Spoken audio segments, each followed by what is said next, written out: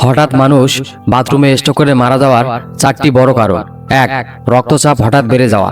বাথরুমে প্রবেশের সময়, বিশেষ করে ভোরে বা রাতে, শরীরের অবস্থা থাকে বিশ্রামপরায়ণ। এই অবস্থায় হঠাৎ অতিরিক্ত চাপ, গরম পানি বা ঠান্ডা পরিবেশ শরীরের রক্তচাপ হঠাৎ বাড়িয়ে দেয়। এই অপ্রত্যাশিত পরিবর্তনে ব্রেইনে রক্ত জমে যায়, যা রক্তনালী ফেটে যায়, ফলে ঘটতে পারে ব্রেইন স্ট্রোক। 2. জোর করে মলত্যাগের চেষ্টা। অনেক মানুষ কোষ্ঠকাঠিন্যয় ভোগেন এবং বাথরুমে চেপে ধরার চেষ্টা করেন। এই চাপে শরীরের ভেগাস নার্ভ উত্তেজিত হয়, হৃদস্পন্দন হঠাৎ কমে যায় বা বেড়ে যেতে পারে এবং রক্তচাপ অস্বাভাবিক হয়ে স্ট্রোক বা হার্ট অ্যাটাকের কারণ হতে পারে। 3. তাপমাত্রার পার্থক্য। ভোরে গরম পানি দিয়ে গোসল করার সময় বাইরে ঠান্ডা বাতাসের সঙ্গে তাপমাত্রার হঠাৎ পরিবর্তন হয়।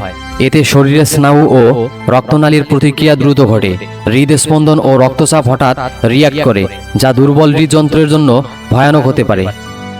4. একাকিত্ব এবং সাহায্য না পাওয়া। বাথরুম সাধারণত একান্ত জায়গা, সেখানে কেউ সাধারণত সঙ্গে থাকে না। স্ট্রোক বা অজ্ঞান হয়ে পড়ে গেলে সময় মতো সাহায্য না পাওয়ায় অনেকেই চিকিৎসার আগেই মারা যান। বিশেষ করে বয়স্ক বা অসুস্থ ব্যক্তিদের জন্য এটা খুবই বড় ঝুঁকি। সতর্ক থাকুন, নিজের ও পরিবারের প্রাণ রক্ষা করুন। চেপে ধরার অভ্যাস ত্যাগ করুন। বাথরুমে গরম বা ঠান্ডা পরিবেশ ধীরে ধীরে মানিয়ে নিন।